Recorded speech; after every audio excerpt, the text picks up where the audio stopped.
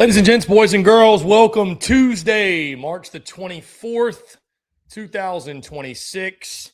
I am Chris Phillips, and this is the Chris Phillips Show. We welcome you in. Lots to discuss, lot to get into today. We're talking, as we do every single Tuesday, my SEC baseball power rankings. Also, my top 5 holidays. Something that came to mind yesterday. I thought, why not? Top 5 holidays. We're going to power rank them here. Also, a little Sweet 16, Elite 8 conversation. I will lock in my picks for this weekend's games for SEC teams officially in the Sweet 16. Also, other stuff to get into, of course, taking your questions, your comments, everything in between as we do each and every single show. Guys, again, appreciate you all tuning in. As always, before we get going, make sure you hit that like, subscribe button on YouTube. Check us out wherever you get your podcasts all across your favorite social media platforms, as well as our website, secunfiltered.com. And as always, we are powered by our friends over at UNDERDOG. Make sure you download the UNDERDOG app today. Use promo code SECU to score $75 in bonus entries when you play your first $5. Once again, that's promo code SECU to get in on the action today when you download the UNDERDOG app. Again, $75 in bonus entries. It is Tuesday, March the 24th, 2026. I am Chris Phillips. This is the Chris Phillips Show. We welcome you in. Appreciate you all tuning in. Thank you all so much for the love and the support. As always, I see my guy Hilton in here. Said, what's going on, Hilton? Appreciate you. Some Mississippi State love in the comments. We love to see it, guys. Really exciting day. It's been an exciting week thus far. In case you missed it, over the weekend, had an absolute blast with our friends at Slider House in Nashville, our March Madness HQ, if you will, watching all of the games. And we had such a good time that we're going to run it back this weekend, by the way. So if you're in Nashville, around Nashville, you're coming through Nashville for whatever reason, make sure you stop by Slider House in Nashville, in Midtown specifically. Got tons of TVs. I believe this weekend we are going to have the game sound on for every single game, not just for some of the games. So really exciting stuff there as well. Again, Thursday and Friday night, we know for sure the SEC is playing. I got a feeling, we'll talk about it a little bit later in the show, I got a feeling we're going to have an SEC team playing Saturday or Sunday at least. Obviously, the SEC is dogs in all 4 of the games in the Sweet 16. One of them's got to win, right? I mean, come on. One of them's got to win. So we'll see what happens. Jeremy Scott chimes in, says, roll tide. Jeremy, appreciate you, my friend. Always a pleasure to see you supporting the Crimson Tide and locked into the show. Like I mentioned, guys, been a really exciting week. Something I want to share with y'all because I like to share when we have developments or updates or what have you. We have officially brought someone onto the SEC Unfiltered team. No, it is not for the Chewing Clock college football show on SEC Unfiltered. So that is not it. I'm sure that's what many of you were expecting. But I'm really excited because from the entrepreneurial perspective, this is going to be a game changer for me personally. It's going to be a game changer for the business. We have hired someone essentially to come on and help us out with social media content, specifically clips. So you're going to be seeing a lot more from us when it comes to short form content. Obviously, you all know short form content is a big piece of our content and what we do. But it's just one of those things, guys, as you scale, as you grow, as you evolve as an entrepreneur, I will say this, efficiency and flexibility are probably my top 2 priorities as an entrepreneur these days. You realize that your time is very limited and time is money, right? Time is everything.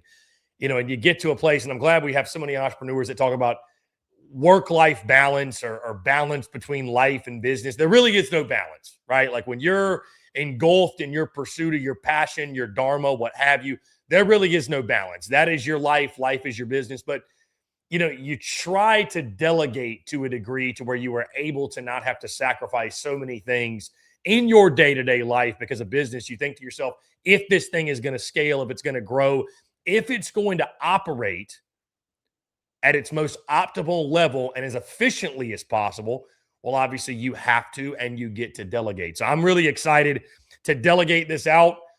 We have added him on as of today. So I would say almost immediately you will start seeing a lot more short form content from us.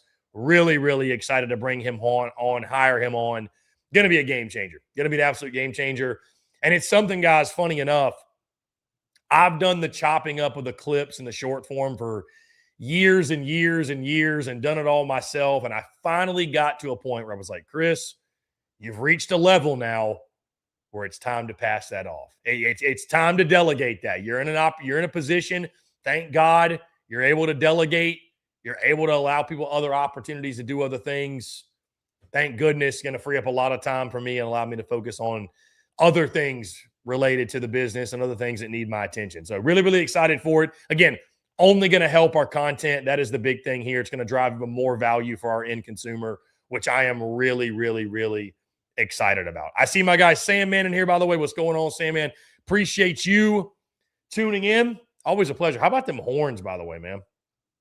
How about those Longhorns making a run that they've made into the Sweet 16? Unreal. I got to be honest. They have completely, I won't say completely, but they've certainly been they were a bracket buster for me to a degree. So, how about this?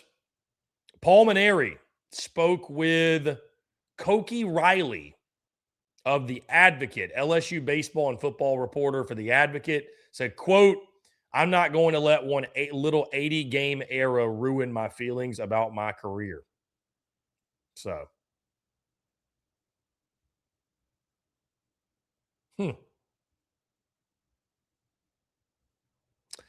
yeah, going to be interesting, the fallout from that. Anyways, Banks says, Hail State, what's going on for sweeping Vandy this past weekend? Yeah, listen, really impressive run. Really impressive run by Mississippi State this week, and they've been really good. I know we got a lot of chatter about the power rankings. We're going to get those a little bit later in the show. I know there's some pushback from Mississippi State fans. I hear you. I will fully explain why I have who where in my power ranking. Sandman says, in case anybody's interested, the best business-related book I've ever read was Rich Dad, Poor Dad. Highly recommend for anybody looking to grow out of the corporate rat race. Yeah, I actually have that book, Sandman. I have not read that book yet. I'm going to have to make that my next one. DW says, low-key Easter is underrated. Easter's underrated. Okay. I got to admit, it's not in my top 5, DW. On that note, we can go ahead and get into it again. Lots to discuss. Would love to take, again, your questions, your comments, guys. Really appreciate you all being here. Let's get into it. Top 5 holidays. This was something that yesterday I started discussing with somebody. I was like, that would be a great show topic. So these are my top 5 holidays starting at number 5. I've got Memorial Day at number 5. I debated whether Memorial Day or Labor Day for this spot. Memorial Day got it because it's the official kickoff to summer.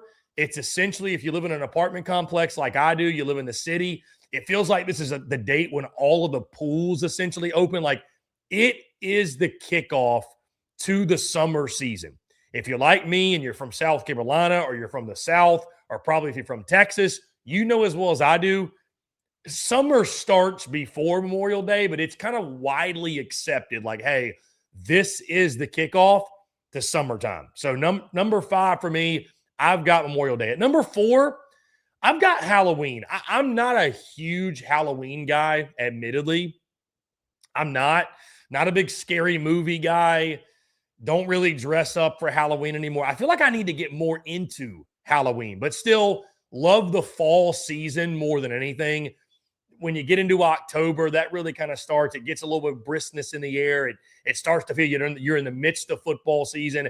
Halloween weekend during college football is typically one of the better college football weekends. So Halloween at 4, it's a fun holiday. Really enjoy, going to Spirit Halloween and seeing all the different stuff.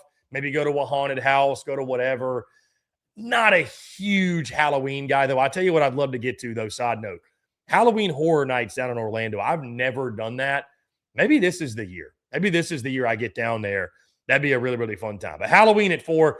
At number 3, I've got Thanksgiving. And a lot of you are going to tell me that you think this is low, and I totally understand because you got food, family, football, fellowship. I get it.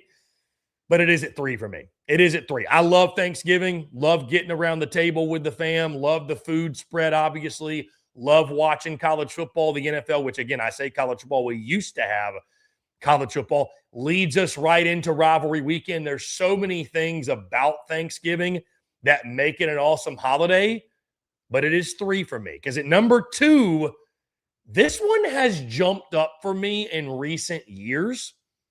At number 2, I got 4th of July. Dude, 4th of July is an absolute blast. I love 4th of July. I do. I love the 4th of July. It is a great time of year, summer. Love doing it at the beach, at the lake. You're on some body of water, obviously. The fireworks, the grilling out, burgers, hot dogs. You're in the midst of baseball season. I love it. I love 4th of July. It's peak summer. It is peak summer vibes for 4th of July. And at number 1, I've got Christmas. My number 1 is Christmas. Selfishly for me, my birthday is on Christmas Day. But I love the Christmas season. Love everything about it. Love getting at home with the fam. You're in the midst of bowl season, obviously. Like, there's nothing better than being home for the Christmas holiday, sitting around the fire at your parents' house or the family, whatever, and just that's one of those moments where you can really sit and do nothing and not feel bad about it, right? Like, you're just like, I'm home for the holidays. Home for the holidays. Get to eat good food, not feel bad about it, throw on the hoodie, you gain an extra 5. Nobody's going to judge you. Nobody's going to judge you. You gain an extra 5, and it is what it is, right? So Christmas for me, love the season. Love the movies, love the caroling, love all of it. The food spread, Christmas Eve, Christmas Day. It's just a great time of year, man. It's a great time of year. So number 1 for me is Christmas. So again, my top 5 holidays. Number 5, I got Memorial Day. Number 4, I got Halloween. Number 3, I've got Thanksgiving.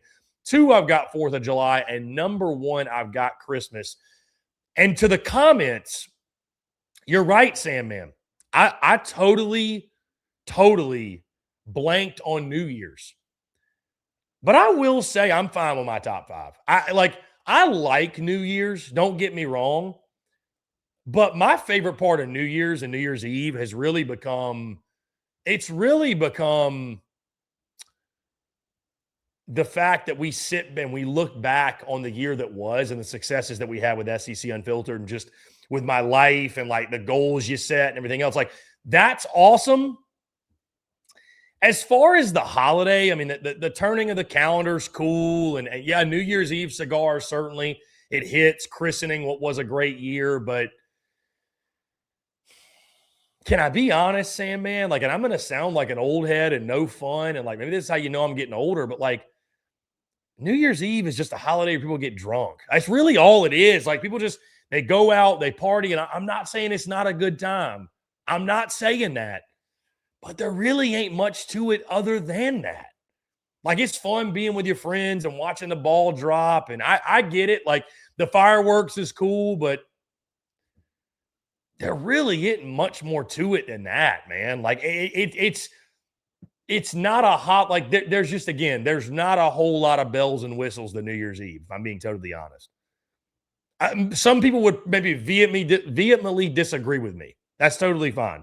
But there are other holidays where there's just more to it, right? There's just more to it.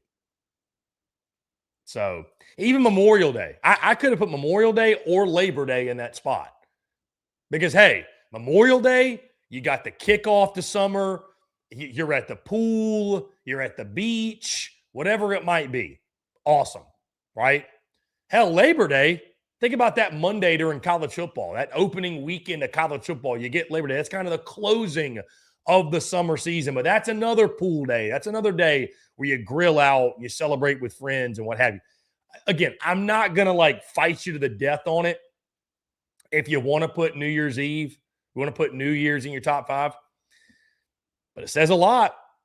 Didn't make it never even crossed my mind. It never crossed my mind till you said something. So it is what it is. But yes, I am a Christmas baby. Yes, you are right. Yes, I am a Christmas baby. So, you know, again, it's a fun holiday. New Year's Eve is a fun holiday. I will say it is a very, very fun holiday. But I think there's 5 better. I'm being totally honest. So those are my top 5. Those are my top 5. So Sandman says, just glad you didn't say Valentine's Day because that is a fake Hallmark holiday. Yeah, no, I mean, dude, you notice I didn't say St. Patty's. I mean, St. Patty's is cool, but I've never really made it like a point of emphasis, to be totally honest with you. You know what I mean? I like St. Patty's is fun. Do not get me wrong. St. Patty's is a blast. And like when I was in college and fresh out of college, St. Patty's probably would have been in my top 5. But the other thing, I didn't even mention this from God. I hate that I didn't mention this for Memorial Day. Guys, the other fun part of Memorial Day, if you know, you know, we get the official Field of 64 for college baseball. That's the selection show on that Monday. That's been my Memorial Day every single year, essentially, is the selection show. So Memorial Day is awesome. Memorial Day weekend's incredible. I mean, and then you christen it with that on Monday, on the actual day. Yeah, sign me up. I'm in. It's a great time. Luke RJ, what's going on, Luke? What up? Good to see you, brother. Long time. Long time. Great to see you. Great to see you. Always a pleasure. Again, guys, we'll take your questions, your comments. We got more to get into. Jam-packed show today. Lots to discuss. Yeah, really exciting Tuesday, exciting week. It's the weeks feel weird, to be honest with you. Like last week felt weird because Thursday felt like Friday. Heck, it felt like Saturday. I mean, really, truly, because of the tournament, obviously, in March Madness. I will tell you this. I had a blast. I had an absolute blast. But, man, that's a long weekend. That's a long weekend watching all that basketball. I don't care what anybody says, man. Like, I saw you see the Barstool stuff every year. Like, this Monday is the worst Monday. Dude, I was ecstatic to get a Monday to chill. I was ecstatic. Like, that weekend was fun. But by Sunday night, I'm like, dude, I'm washed. Like, I'm straight up washed, man. Like, I'm trying to chill. I want to go to the golf course. Like, I'm trying to relax.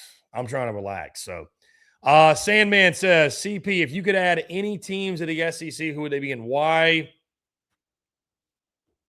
Add any teams to the SEC. I got to be honest with you, Sandman. I don't know that I would. I kind of miss the old SEC. No offense to Texas. No offense at all. But I kind of miss the traditional Pac-12. I kind of miss the traditional Big Ten. Like college football felt so much more balanced when we had those traditional conferences. You know, like there were teams that made the Pac-12 strong. There were teams that made the Big 12 strong. The Big Ten was strong. The SEC was strong. And the ACC was still strong. It felt more balanced. I mean, I'm wrong. And like, it's the nostalgia of the good old days, if you will, can throw you off. If I had to add two, though, if I had to add 2 teams, I would go – because, see, there's 2 answers to this. Who would you add if I'm thinking about it from a business perspective for the SEC or just like selfishly? I'll go selfishly who I'd like to see compete in the SEC. I would go with – that makes sense, too. That's the other part of this. That makes sense. I would go with North Carolina. I think they would be a great add from the standpoint of we'll see what the Belichick thing does, but typically like they're decent in football. Basketball is basketball, and they're typically really good in baseball. Like they fit a SEC profile, right? The other, this is tough. I mean, listen, man, South Carolina fans will hate it, but Clemson fits the profile too. If I'm being totally honest, Clemson fits a SEC profile. They really do. They're an SEC team in the ACC. If we're being just totally honest, and I'd kind of like to see South Carolina Clemson be a conference game. if I'm being totally honest. I think that'd be cool if that game had more meaning and was a conference game. Again, South Carolina fans will hate me for saying it, but Clemson is, I mean, that's as much a SEC fit as you're going to find, right? That's as much a SEC fit as you're going to find. So, all right, guys, that being said, let's go ahead and dive into it. Again, we are 2 weekends through conference play. We are through 2 conference weekends officially.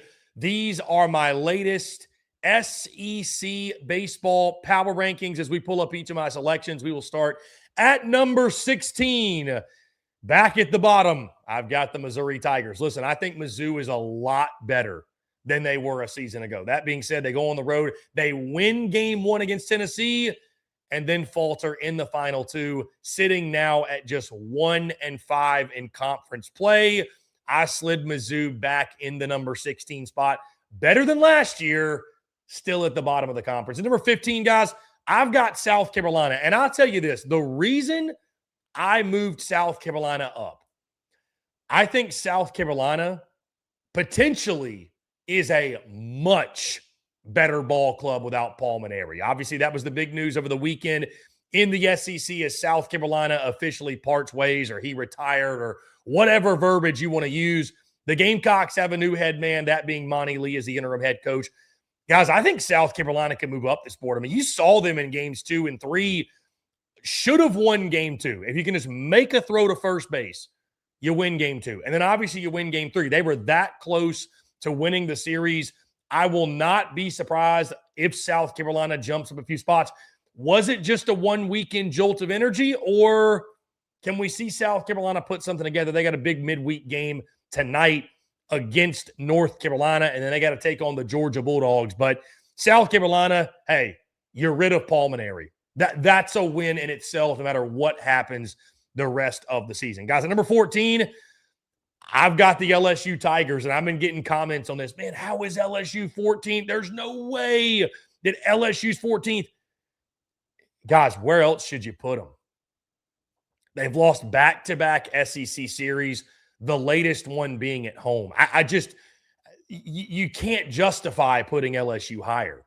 Is LSU more talented than the 14 spot? For sure. Nobody's going to debate or deny that. But the baseball LSU is playing right now, I mean, guys, let's call it for what it is. The only reason they got 1 against Oklahoma is because Cam Johnson couldn't throw a strike. It's not like LSU did much of anything to win that ball game, right? They had 4 runs on no hits. Like, nothing LSU did in the game 1 victory really impressed me at all. It was a game that Oklahoma handed you on a silver platter. And in the 2 games where Oklahoma didn't have a pitcher do that, guess what? They won them both. They won them both. So, LSU, still lots of talent. Did they miss on guys in the portal? Many of their fans will tell you that. Here's the good news. If they get the Case and Evans they got in game 1 against Oklahoma, the turnaround could very well be imminent, but they've just got so many issues. It's not one thing. It's not even 2 things.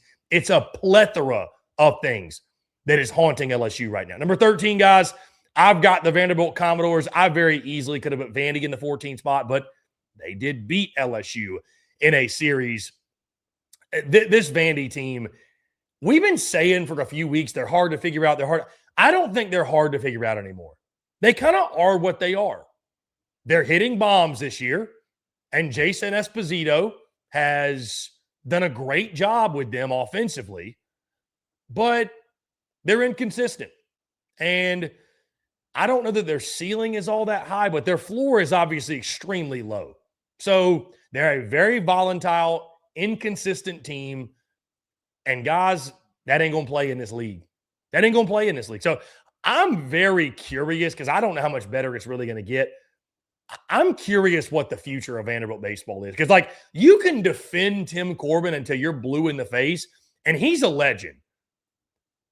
But Vandy baseball is getting no better. Vandy baseball is a shell of what it was 5 years ago. It just is. So I'm not saying fire Tim Corbin, but the future of that program is very interesting. At number 12, guys, I got the Florida Gators. What happened to Florida over the weekend? My God.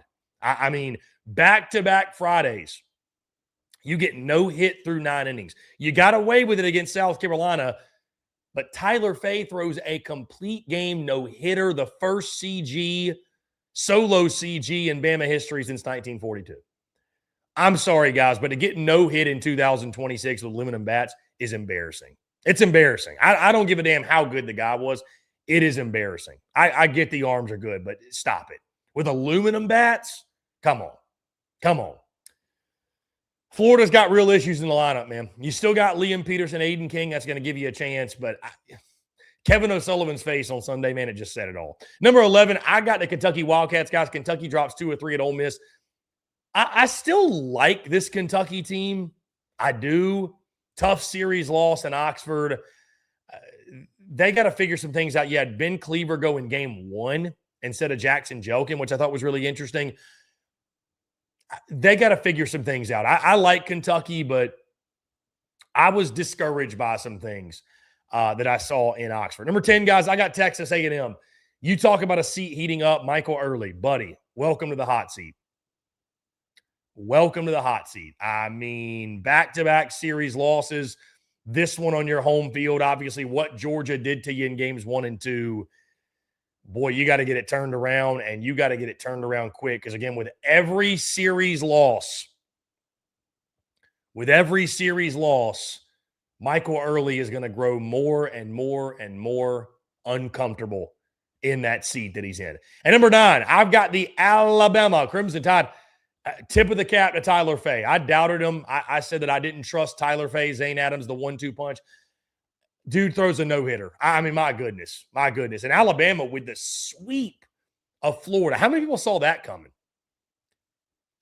This Bama team, it's just they're another middle-of-the-pack SEC team. If they don't host, they're going to be a dangerous 2 seed. You are not going to want to draw them in your regional.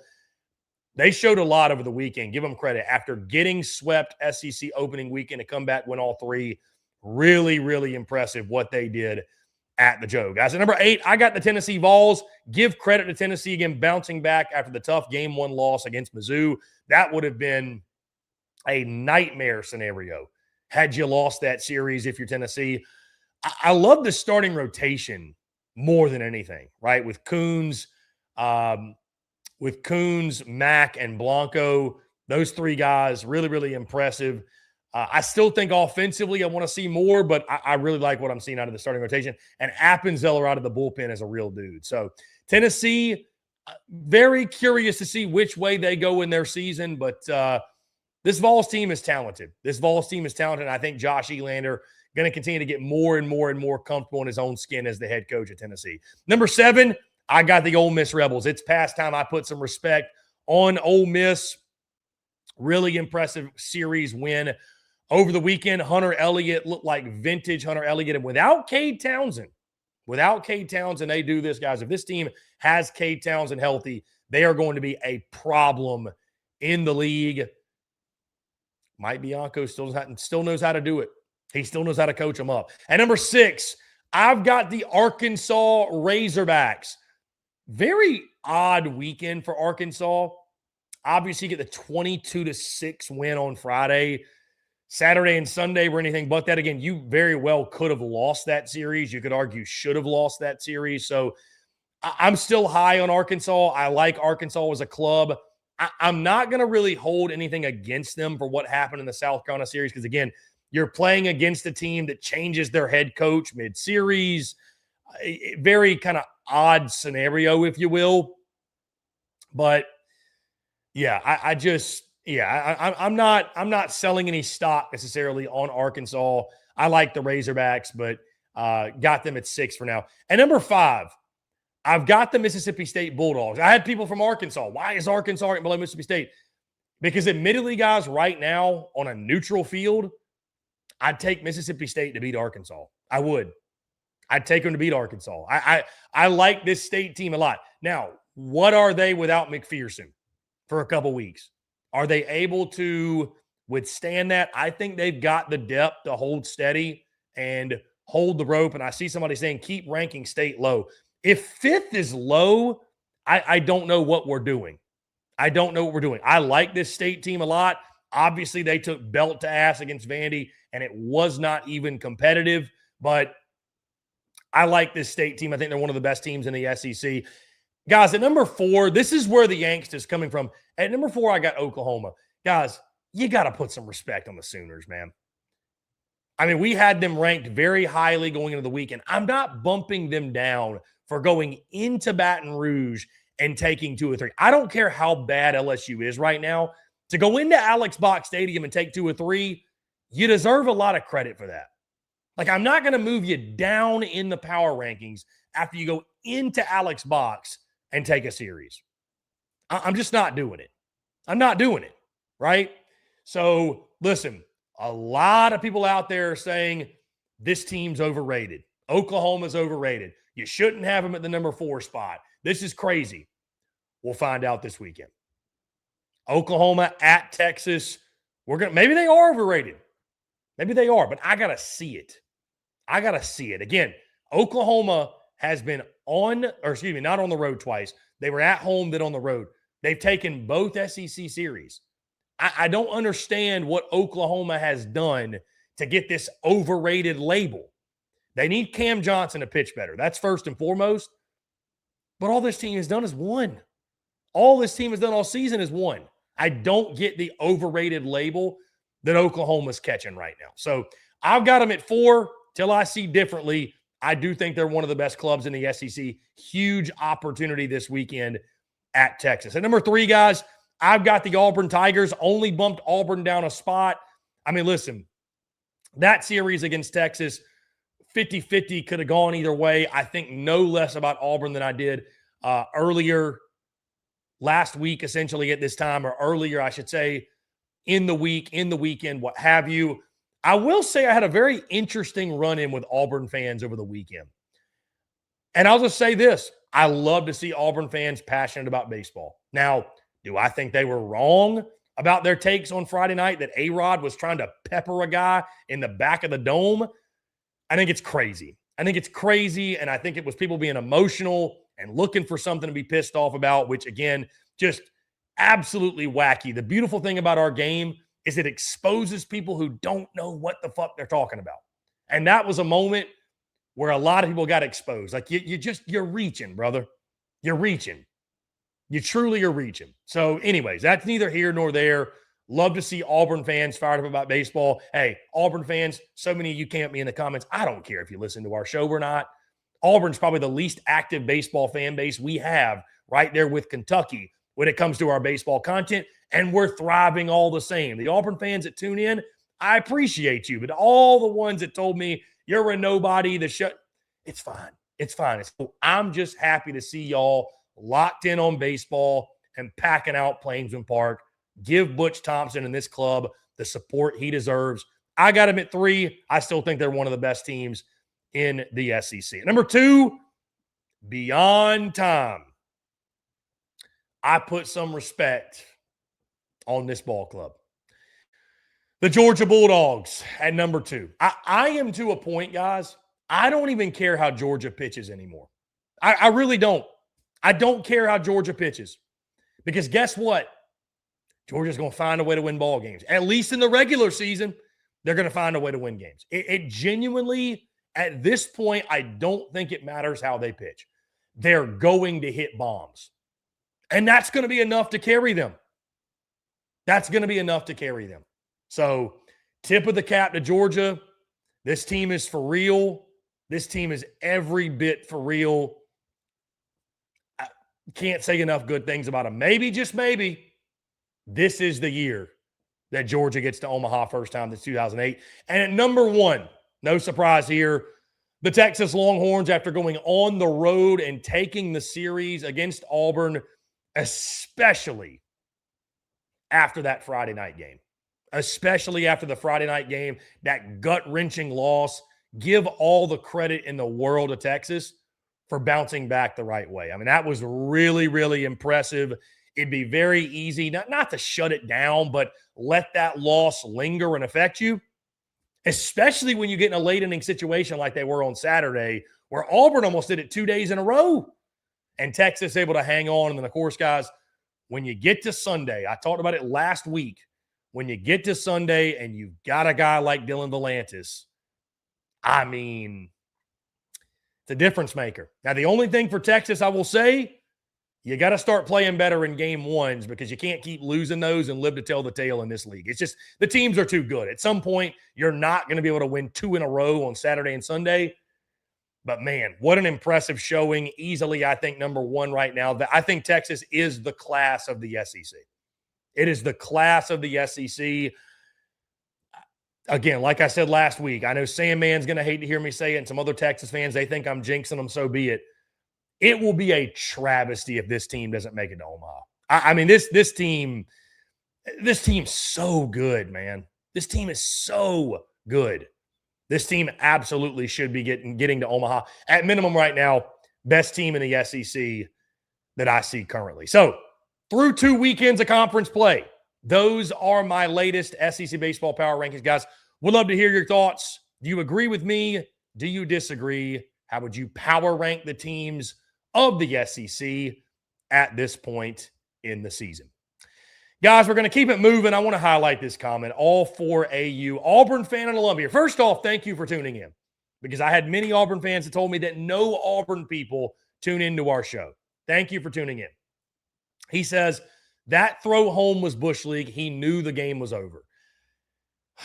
Brother, I mean, how do you know that? How do you know that? Like, let me paint the picture for you here. Okay? And I'm sure you watched it. But bases are loaded. Ball hit up the middle. Ball goes through the legs of the center fielder. Center fielder runs all the way to the wall. Rodriguez is the cutoff on that play. He goes out to cut. I promise you, his only thought, he does not know where the runners are. He might peek and take a look, but there's a lot going on at once, right? There's a lot going on at once. Yes, and the ball rolled to the wall. I hear you. What if the guy tripped going around second, going around third? You fire that ball home just in case, because you never know. Again, he's got his back turned, waiting on the cut. He's not looking at where the runner is. Crowd's going crazy. He's watching the guy run out to the center field wall. I'd be more worried and concerned as a Texas fan if my shortstop quit on the play. Well, he already... Bullshit. Throw it home. Like, dude, the people that think that he actually was like, I'm going to get this ball and try to hurt somebody. Come on, dude. It's such a reach. And here's the thing. Ball rolls to the wall. I hear you. Again, you never know what's happening on the base paths. You never know. So in one motion, when you cut a ball off, they teach you, catch it. As soon as you catch it, you are literally making the throwing motion. Like I'm a lefty. So as soon as you catch it, that ball's coming in, your hand's going in, bam, you're going. You're going. Like you're cutting it loose. You never know. Especially in that scenario, like my thought process, and I bet you his thought process would be, I'm going to cut this. I don't know where the runners are. Is the runner probably going to score? Probably, but you don't know for 100%. You don't know for 100%. You got to cut that ball loose. In a walk-off situation, I'm teaching the shortstop, cut it loose. I don't give a damn. Cut the ball loose. You never know. You never know. I couldn't believe the outrage. I could not believe the outrage from people. I couldn't. This is with all due respect to Auburn fans. It's all due respect. He says Texas fans are agreeing in the chat. It rolled all the way to the ball. I hear you. And Many of the Texas fans I saw on social media did not agree. Did not agree. I mean, and I see Sandman. I guess he agrees. Brother, I'm telling you, I'd be more concerned if my shortstop said fuck it and quit on the play. I would. I would. I'd be more concerned. Play to the final whistle, play till it's over. And I mean, respectfully, I get it's a walk-off. I get it's a walk-off. If you don't want to get smoked at the plate, don't rush the field in line with where that throw is going to be. Because as a baseball player, you are not stupid. You know that ball's coming home. You know it's coming home. I just, again, man, I thought it was an overreaction. I really did. I really did. The kid made a baseball play. Like, again, he does not know the game's over. We're watching it on TV. Okay? We're watching it on television. We know it's over. I cannot sit here and tell you 110%. And I would guarantee you Auburn's team and coaches thought nothing of it. I guarantee you they thought nothing of it. Bro, I guarantee you they thought nothing of it. So that was my only point, man. Is like, I just thought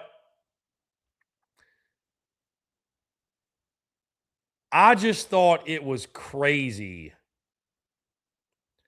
I thought it was crazy to insinuate that he was trying to hurt someone. That to me is wild. That to me is wild. Anyways, we don't have to spend the rest of the show on it, but like, I thought that was wild. So,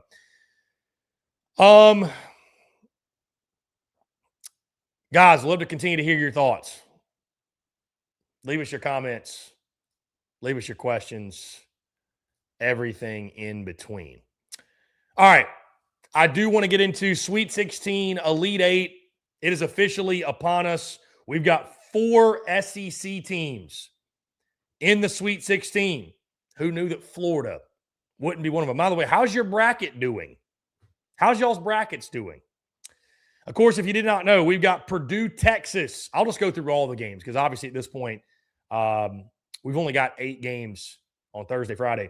We got Purdue, Texas, Iowa, Nebraska, Arizona, Arkansas, and Houston, Illinois.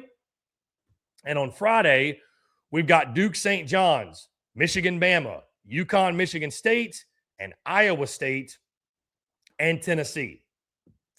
Starting on Thursday, admittedly, I had Florida get into the Sweet 16.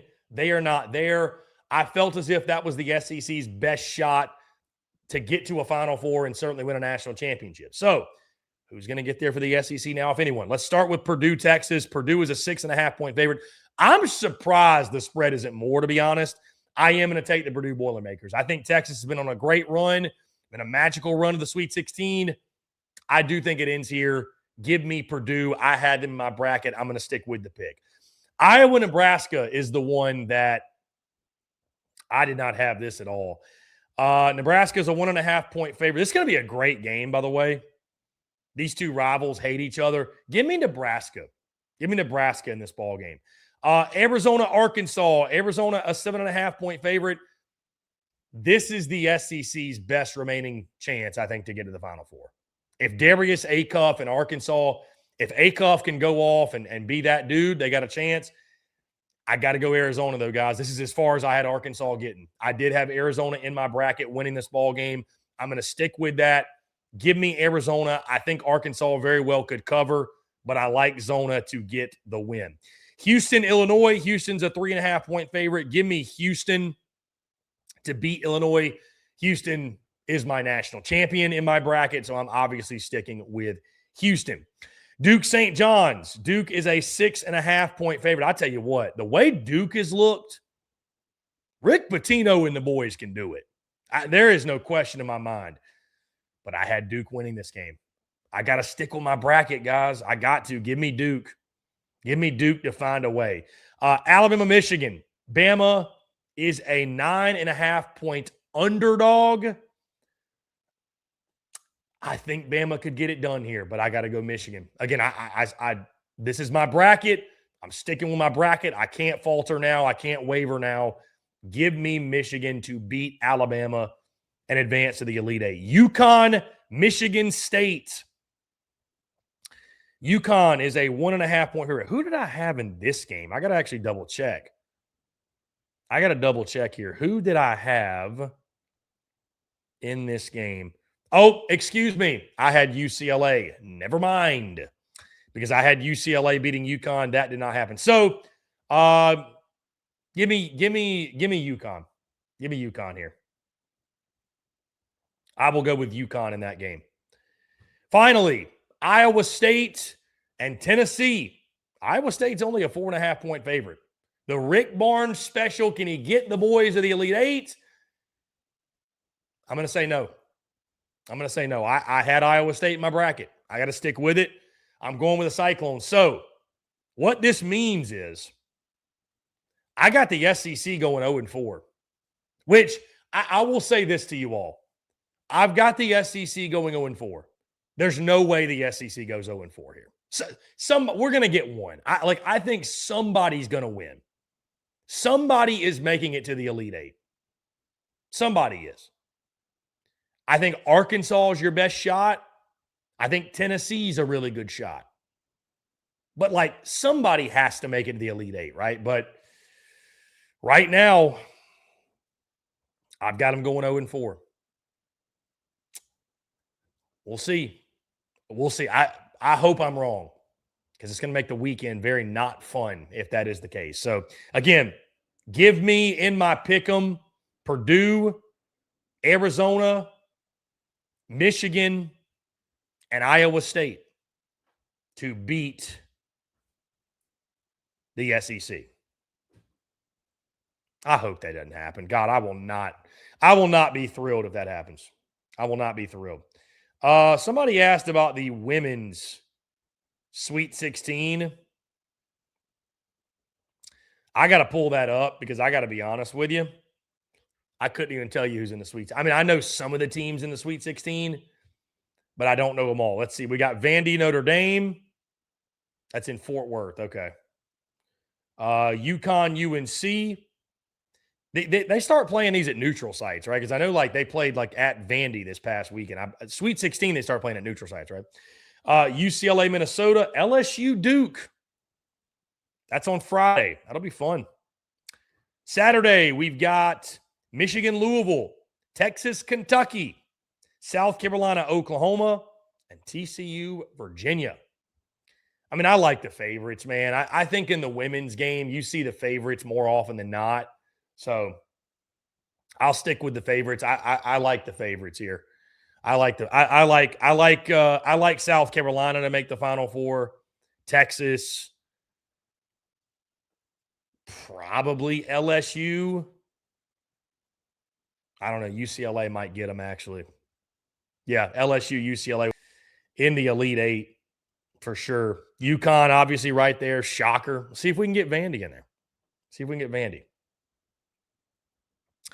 By the way, guys, we will have a show on Friday. You might recall last week we did not have a Friday show because I was at Slider House watching college basketball. But the games, because, of course, they don't start till later, I will be live at 1 o'clock Central. We'll be back live normal on Friday. Really exciting, by the way. Exciting day, I might add, because Thursday is MLB opening day for half of the league. And then Friday is opening day for the other half, including the Atlanta Braves. You're going to see your boy decked out in Brave stuff on Friday.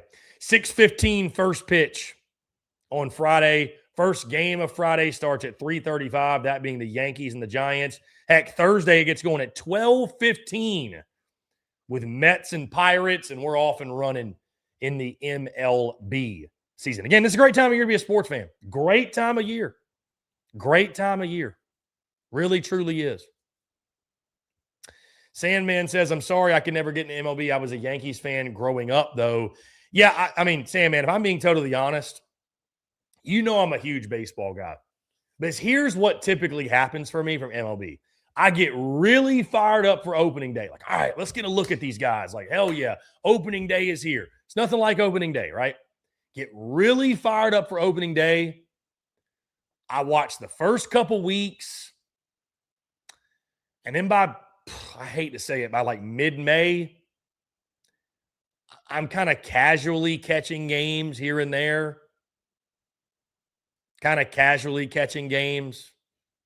Don't really watch a ton over the summer. And then when we get like into September, we get close to playoffs, then I kind of pick up back into it and watch. It's just hard. Like, I got buddies that I know they will sit down and watch every single game. Every single one of them. I tell myself every year, I'm like, I'm going to get more into MLB. I'm going to lock in more on Major League Baseball. I even bought MLB The Show. Trying to lock in. Lock in, King. Lock in. I'm trying to lock in. Trying to lock in on it. Oh, MLB opening day is tomorrow? Really? Is it tomorrow? Well, I will be damned. Thank you, John, bro. I didn't know. Dude, I'll be honest with you. I didn't know that. Huh. Well, damn. Opening day is tomorrow. Yeah, Yankees Giants 7:05 on Netflix. Watching MLB on net. Is it not like the streaming shit is out of control, dude. So let me get this straight. I'm going to watch Major League Baseball games. I'm going to have Braves Vision. I'm going to watch Major League Baseball games on Netflix, NBC. What else? What other channels am I watching Major League Baseball? MLB TV. I mean, it's crazy. Apple TV. Peacock. I mean, good God, dude. It's nuts. It's truly nuts. Thank you for letting me know, though, John, bro. I genuinely did not know that. I'll have to go out and watch the game. That'll be fun. Yankees Giants to open it up. How about that? Love it, man. Yeah, I'll be locked in tomorrow night. That'll be a good time. That'll be a really good time. I love opening day. College, pro, whatever. Hey, we got our local minor league baseball team starting up. Speaking of opening day, a week from today, the Nashville Sounds get it going. How about that? Really exciting. Really, really excited. Nashville Sounds get underway. So, guys, really great stuff today. Is there anything else? Anything else that we want to discuss, want to hit on? Trying to think. Oh, John Bro, Chris, any buzz on Nashville getting an MLB team? John Bro, yes. Actually, I'm glad you brought that up. So I think, I can tell you this. There is a group in Nashville that is pushing this really hard, right? For the Nashville Stars. Now, I thought about this, or actually saw this. The Nashville Stars used to be a Negro League team. So they're trying to make this is the first MLB team inspired by a Negro League team. So get this. They are actually having an event Thursday I know opening day is technically tomorrow, but Thursday's the big opening day, right? Everybody else plays. So they are having an event Thursday at a bar on Broadway in Nashville. Big opening day celebration, promoting that, the Nashville Stars. The reason they're doing that, they're trying to show the MLB, hey, there's a legit audience here for Major League Baseball. This is why you should bring a Major League Baseball team to Nashville. So I do think there's a lot of momentum behind it. My plan is to get me a Nashville Stars hat on Thursday, by the way. So you'll probably see me maybe even rocking that on Friday. But yeah, I think there's a lot of momentum for it. I'd love to. I mean, dude, I would love to see it. I'd probably get season tickets. I would probably get season tickets if we got an MLB team. I really would. Probably get season tickets. So, yeah, we'll see. We'll see. I mean, there's still a ways to go, I think, in those negotiations, but spur your enthusiasm. Can Monty Lee win the South Carolina job? I hope not. It'd be I'm telling you, brother, I'm telling you, I'm telling you, it would be the worst possible hire they could make. It'd be the worst hire. The only worst hire they can make is if they rehired Paul Mainieri. But spur your enthusiasm, like all due respect to Monty Lee, you know, he's going to fire the kids up and bring a different culture, and I get it. But, dude, he had just as much a hand in the team sucking as Paul Mainieri did. A couple rah-rah speeches and all that shit should not make the difference in who gets the job and who doesn't. I mean, this hire for South Carolina baseball is so important. It is. Because people keep saying, you know, this isn't South Carolina baseball. This isn't South Carolina baseball by the product they've seen on the field. And I don't disagree. But if you miss on another hire and you spend another, let's say, 3, 4, 5 years in mediocrity, well, at some point, that is South Carolina baseball. Like, that's what you are now. And what you were, it becomes more what you were, not what you are, but you're in a downturn, right? Think Nebraska football. You can't say, like, this isn't Nebraska football when they're only winning 7 or 8 games. It's like, yeah, that is Nebraska football now. There was what was, but this is what is. You see what I'm saying? So, like, 2010, 2011, 2012, it ain't getting no closer. So you have to nail the next hire because you're still close enough. You're still in that window where you can say, hey, look at what we were, and that's what we're supposed to be. But the further away you get from it, I think the harder it is to sell that, like, that's still within reach, if that makes sense. So, no, Monty Lee is not the answer. He's not the answer. He's not. He's just on no, I don't. South Carolina could win every game from this point forward, and Monty Lee should not get the head coaching job. I'm sorry. I don't care. The good news is they're not going to do that. But, again, the guy, like, at some point, dude, like, he couldn't get the job done at Clemson. Why would you give him the job? Why would you give him the job? Like, I just – and here – Spur, here's the good news. I don't think there's going to be a hard decision at season's end. I really don't. Because here's the problem. I understand what happened in games 2 and 3 against Arkansas. I don't think this South Carolina team is very good. Like, they're better than what they show with Paul Mainieri at the helm, but I don't think this team's going to make the postseason. Like, I don't think some miraculous turnaround is incoming. Like, they'll be better. They'll be far better without Paul Mainieri. But realistically, they're probably winning 10 SEC games. They're still not one of the best teams in the conference. So, and here's the thing. I see you talking about keeping him on staff. Again, number one, I don't know what Monty Lee has done to earn this. I get his first go around with Ray Tanner, but like, we're past that, bro. He's been on staff since Mark Kingston. I just don't know what Monty Lee has done to earn this affinity from South Carolina fans. He's had just as much a hand in the team not being good as any of them on staff. I think, Spur, you just got to clean house. There's nothing wrong. Listen, tip of the cap, Monty Lee, cheers, all you did. We got to start afresh. We got to start brand new. And I think this AD is going to do that. Here's Spur, you got to think about that too.